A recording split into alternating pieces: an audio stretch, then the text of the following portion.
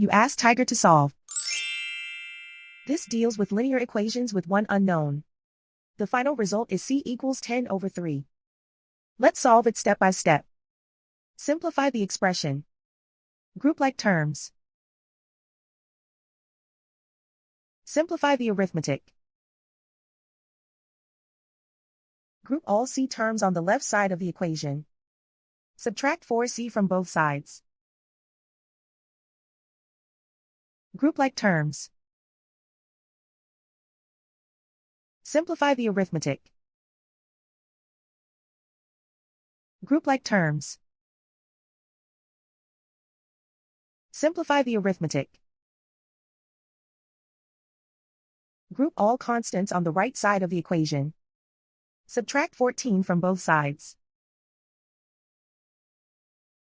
Simplify the arithmetic.